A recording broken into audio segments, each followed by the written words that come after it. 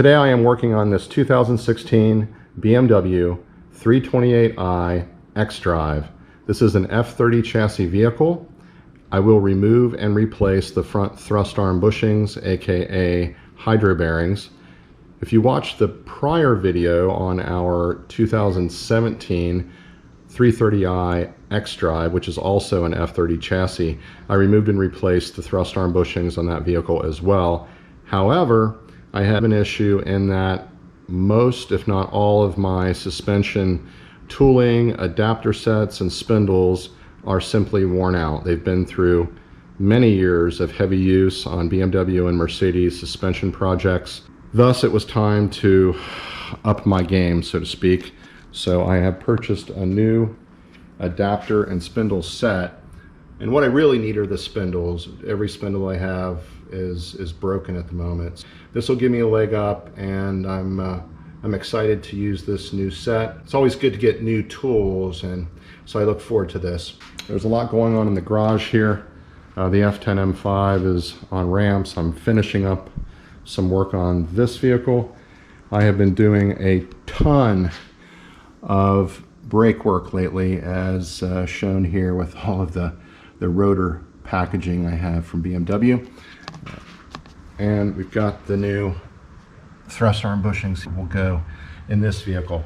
Now, for context, this now has 53,000 miles, I believe. I would say thrust arm bushings should be replaced around 60 to 70,000 miles. I tend to do things a little bit early. Again, this is the #1 thing that can be done to improve braking quality. If you're getting any type of, it feels like your rotors are warped or something like that, it's on these vehicles, that's typically not the case. Oftentimes it's just the thrust arm bushings, or the hydro bearings as they're called, are simply worn out. This is a really inexpensive repair. It's not that difficult. You do not have to remove the thrust arms from the vehicle. And that goes for the 3 Series, the 5 Series, E-Class Mercedes. You can do these on the vehicle. I mean, if you're inclined to take in this case, this is an XDrive, so I would have to remove the axle, the half shafts from the spindle, and I have to do a number of other things to get the thrust arm out and then take that to a press, which I have in the basement. But you don't have to go to extremes like that. You can do these on the vehicles. Let's get the vehicle up on the lift and rolling on this project. Okay folks, step #1 after getting the vehicle elevated is to remove the front under tray. There are a lot of 8mm fasteners. They love their 8mm fasteners. Mercedes is the same way. Get the under tray off, and my curiosity today is this is different than the other F30 that we have in that this has an air-to-air intercooler. It also has an auxiliary radiator or supplemental radiator, whatever you want to call it, in this space. I'm very curious about whether or not these items, this hardware, is going to be in my way or prevent me from doing this job. For those keeping track, we're on step 3 now. The under trays have been removed, and on the driver's side, everything looks the same.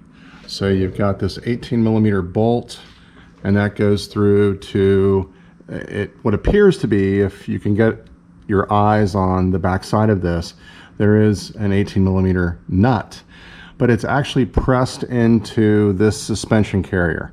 You don't have to put a wrench on that or a socket or anything. All you have to do is spin this one out. This is your crash lever. This is part of SORB, structural offset reinforcement barrier. Let's go over to the passenger side, and this is where things are quite a bit different. So on the N20, N26 platform, we have this auxiliary radiator, and it's not in the way, but on the newer of our F30s, the B46, B48 platform, this entire space it's void. There's nothing here. It's empty. Again, 18mm bolt going into a fixed 18mm nut, and you've got the crash lever. If you have a right angle impact, you can get in this space. I'm just going to use a ratchet. It won't be a problem. But that's really it. And just be aware that you've got the wiring here that runs from the electric power steering. Try to stay off of that. That's really up against this bolt here. It's got this sheathing on it, this kind of nylon, if you will, but yeah, try not to damage that. That's step 3. I'll do that now, and we'll get back to this in just a moment. The 18mm mounting bolts have been removed from each of the thrust arms. Let's take a quick look. On the driver's side, this thrust arm is nice and loose, plenty of movement, and lots of space to press in and press out the bushing. I have a towel in place protecting the tie rod and the thrust arm. Ditto on the passenger side, lots of movement and space to do the necessary operation with a towel in place to protect the tie rod and the thrust arm. The next operation is to mark the orientation of the bushing itself in each of the thrust arms. I have a Sharpie mark here which corresponds to this notch in the center of the bushing, and this is necessary so that when the new bushings are installed that they are in the proper orientation. This is a reference mark. On the driver's side, same situation. I have a mark here which corresponds to the notch in the center of the bushing. Now, the final step before removal of the old bushings is to actually measure how far the bushing is pressed into each of the thrust arms. It should be the same, could be like a millimeter or maybe 2 millimeter difference, but generally they are identical.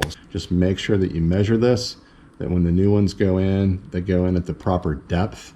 And again, the orientation mark that I showed before is important. Do both of these before you press out the old bushings, and I'll go ahead and get the hardware in place to do that operation. So we're on to the pressing operation.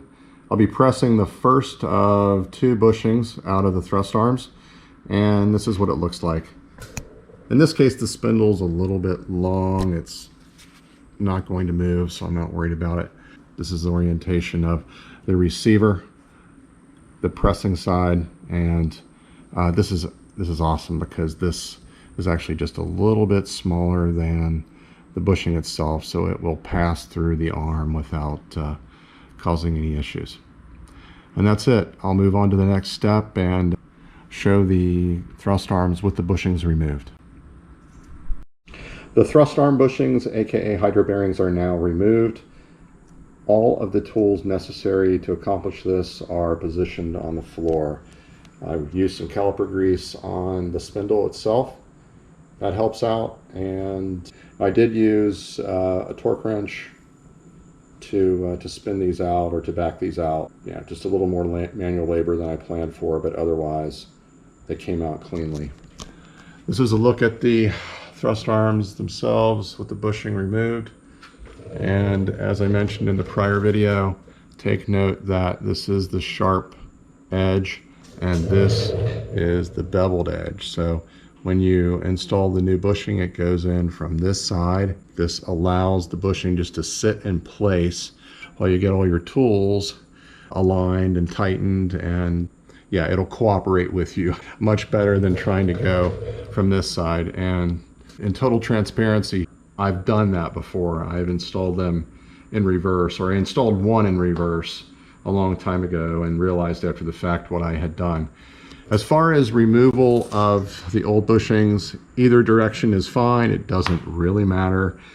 Some people think maybe you should just keep going in the direction they were installed. It doesn't. It's not going to matter. Once those bushings are back in place and properly aligned, they're not going to move.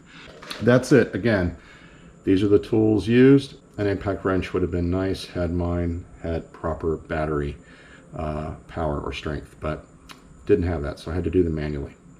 Moving on to the next step, I'll be installing the new bushings. I'll try to take video of getting all of that aligned before I actually press the first one in. Getting back to the garage, and I forgot to mention something that could be helpful.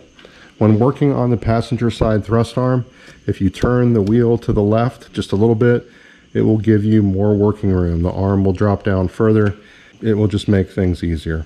Something that slipped my mind earlier, and we'll move on to getting the thrust arm bushings installed momentarily. This is the setup I'm using to press in the new bushings. I am loving this new spindle and adapter set. Very nice, very pleased with that. However, not everything here is from this set. That's actually a donor from one of my older master suspension kits. It just happens to be the perfect size to interface with this bushing, and then it does a really nice job of pushing this in. I don't need this piece, which we used before. That's really not necessary. Going to get this pressed in momentarily. I'll do the other one and I'll check back in. A quick comment before moving on to the driver's side. The first bushing has been pressed into the passenger side thrust arm, and what allowed me to do this so easily was this cutout on the adapter slash receiver. I believe all the adapters in this set have cutouts which allow you to see the bushing as it's being pressed in place. My older master ball joint sets, master suspension sets, they don't have this. So this is a super nice feature. One more reason that I'm loving this new adapter and spindle set. I really like this, and it's, you know, again, if you can see it, you can measure it. It's exactly where it needs to be. So I'll move on to the driver's side. Welcome back to the garage. It is the following day. It is currently 93 degrees, super high humidity, and absolutely sweltering outside. Thus I have the garage doors down and the AC on. The thrust arm bushings are installed, and as I previously mentioned, it's good practice to measure the position of the bushings in the thrust arms on both sides. That is a good point of reference for when you are installing the new bushings. Per manufacturer recommendation, the bushings should be centered exactly in the thrust arm. However, on the driver's side, I found that the original bushing was offset by just over 1 millimeter. That's to say it was pressed too far into the arm, just slightly. Not a huge deal, but both of the new bushings are centered exactly on the driver's side, which I'm showing, as well as over on the passenger side. I have the mounting bolts back in place, and they are not tightened. As I believe everyone should know, these should only be torqued when the vehicle is at normal ride height. The torque spec for this is 100 Newton meters or 74 foot-pounds plus a 90-degree offset. So you're torqued to those specs, and then you're going to rotate the bolt another 90 degrees. It's a torque to yield setting. I'll take care of those a little bit later. The next step will be to get the center under tray reinstalled, and only the center under tray. That's the rigid piece. The ones on the left and the right, those are actually, they're kind of rubbery. They're very flexible and they're easy to get back in, but you want to leave those out so you have access to the mounting bolts to do the torquing. Something I mentioned before, well, I was using an adapter out of another master suspension kit that I have, and the reason for doing that is this one has a recess, as you can see, and it really allows, with this particular bushing, I think with most of the bushings like this, the center is actually higher than the outer casing. You don't want this where there's that space and there's actually force being exerted on that center section. You want it, excuse me, I'm doing this with one hand, but you want it like this, that center column or shaft, if you will. There's no force being exerted on that whatsoever.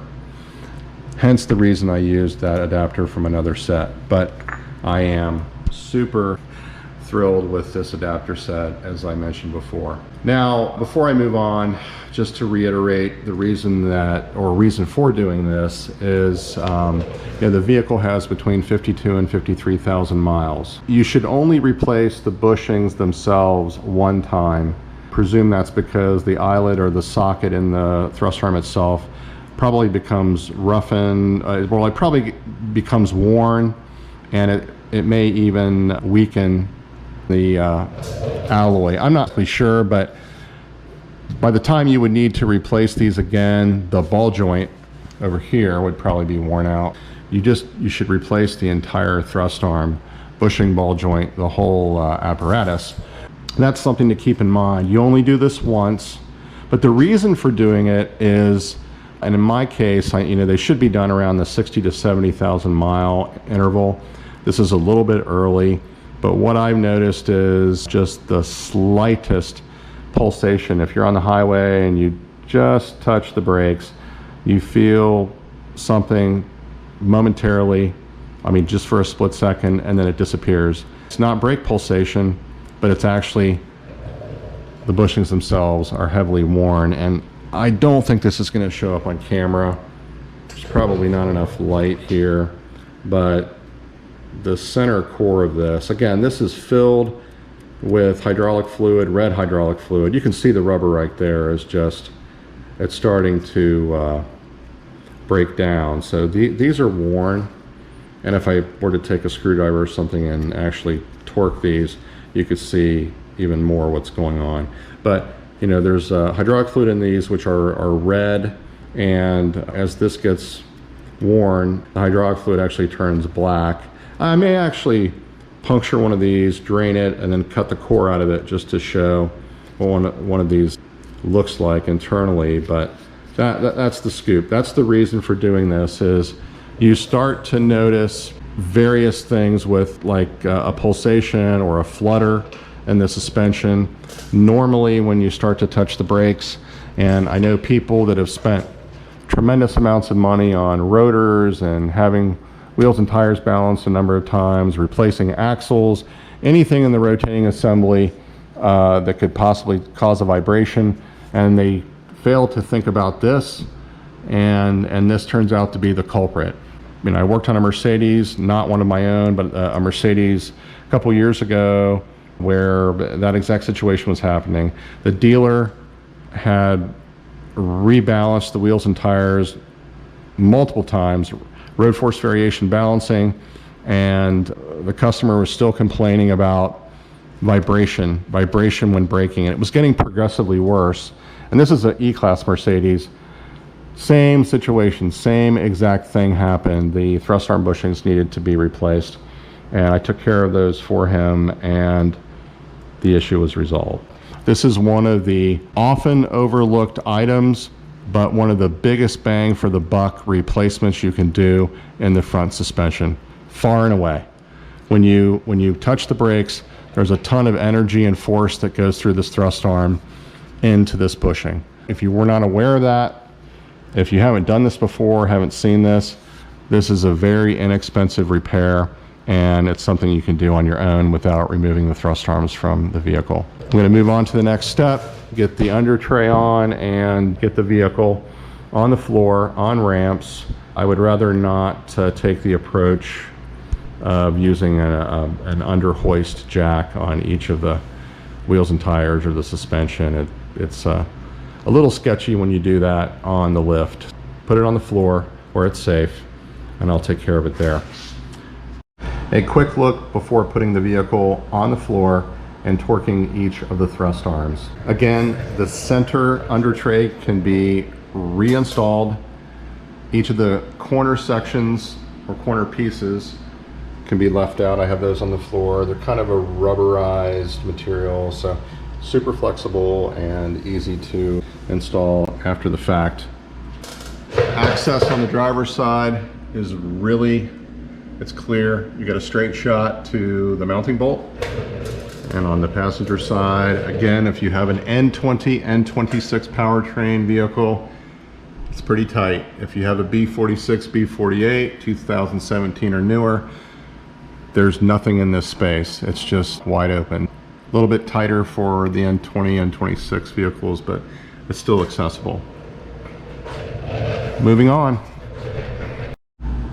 Okay folks, both of the thrust arms are fully torqued, and one thing of mention is to make sure that the temperature sensor is plugged in. If it is not, it will show negative 40 degrees on the instrument panel, and not straight away, but sometime later it will begin to throw codes. So you'll get a variety of warning messages, and yeah, no fun. So just make sure you plug this in. And fortunately, BMW made this one easy to access versus the E90 series. So get that plugged in and you're good to go. I'm gonna put these mounting bolts in and finish the job. This project is now complete. The F30 front thrust arm bushings are fully installed and the vehicle has been driven. Upon completion, I parked the vehicle where it remained stationary for a few days, and I went directly into yet another automotive project for a customer. And in doing so, I was focused elsewhere, not really in the moment per se when I came back to this a few days later to run errands. And again, I was oblivious to what had been done, yet in driving the vehicle just in a very short distance, I immediately discerned that something had changed. And to say that the improvements are, I would say, remarkable is an understatement. This is one of the biggest bang for the buck improvements you can make from a suspension perspective. And again, I probably should have done these a little bit earlier. I would say it's probably a good idea to do them by the 50,000 mile mark. If you're easy on the vehicle, perhaps a little bit later, but if you're a little bit more aggressive in your driving style, depending on how you use the vehicle, it might be worthy to do it a little bit earlier. But nevertheless, everything that I stated earlier still applies in terms of the improvements you can expect, but it really goes beyond that. It's really a dynamic improvement to the front end of the vehicle. The steering is better, the brakes feel better. Now obviously nothing changed with the brakes, but that initial tip in of the brake pedal is it's much firmer. And of course, in the dynamic abilities of the vehicle in turning, going through corners and things like that, it's just a much tighter package altogether. So again, I highly recommend this. And I would say that we all know our vehicles, or we know how they should feel. And the thing that makes these vehicles so wonderful to drive is there's a lot of rubber between you and the road, or should I say your backside and the road. That's really what makes these vehicles so compliant. They handle well and they feel so good when driven. If you are someone that enjoys driving such as I do, and you appreciate these vehicles, furthermore, you enjoy experiencing their capabilities, I highly recommend changing the front thrust arm bushings. There are also aftermarket options, urethane and some other materials. The next project will be my youngest son's 2017 330i XDrive, and we are continuing what I would call phase 2 of post-delivery vehicle maintenance. So plenty of activity and items to work on there, and that will be coming up on this channel soon. I hope this has been helpful.